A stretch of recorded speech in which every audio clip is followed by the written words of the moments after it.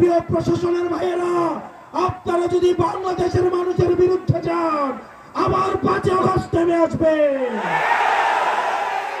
প্রিয় প্রশাসনের ভাইয়েরা, আপনারা এখানে যারা আছেন, প্রশাসনের অনেকেরা এই তরুণ প্রজন্মের, আপনাদের কাছে আমাদের আস্থা অনেক। গত 3টা নির্বাচনে এসপি কে সাক্ষী রেখে, ওসি কে সাক্ষী রেখে, এসআই কে সাক্ষী রেখে দিনের ভোট রাতে হয়েছে, মরা মানুষ এসে ভোট দিয়ে গিয়েছে, সেটার ফলাফল আপনারা 5 আগস্ট পেয়েছেন। আমরা আস্থা রাখতে চাই, প্রশাসনের অধিকাংশ যারা আছে তারা বাংলাদেশটাকে ভালোবাসে।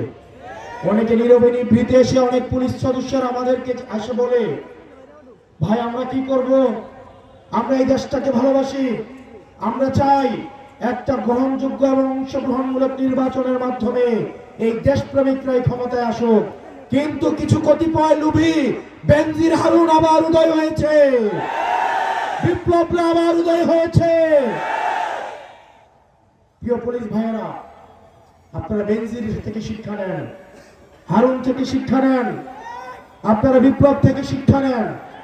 আমরা বিশ্বাস করতে চাই আগামীর যে নির্বাচন হবে, সেই নির্বাচনে কোনো এসপির জন্য টাকা রাখতে হবে না, কোন ওসির জন্য টাকা রাখতে হবে না, কোন এসআই এর জন্য টাকা রাখতে হবে না।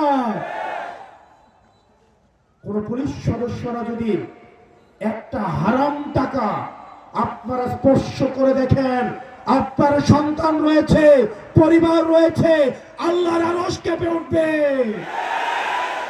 এই নির্বাচন 1400 শহীদের রক্তের নির্বাচন, এই নির্বাচন ইলিয়াস আলীর গুম হওয়ার নির্বাচন, এই নির্বাচন 30,000 আহত হওয়ার নির্বাচন। এই নির্বাচনের জন্য আমাদের রক্ত দিতে হয়েছে, আমাদের ঘাম দিতে হয়েছে, শ্রম দিতে হয়েছে। অনেক স্ত্রী তার স্বামী হারিয়েছে, অনেক মা তার সন্তান হারিয়েছে, অনেক সন্তান তার বাবা হারিয়েছে। প্রিয় প্রশাসনের ভাইয়েরা, আপনারা যদি বাংলাদেশের মানুষের বিরুদ্ধে যান, আবার 5 আগস্ট নেমে আসবে।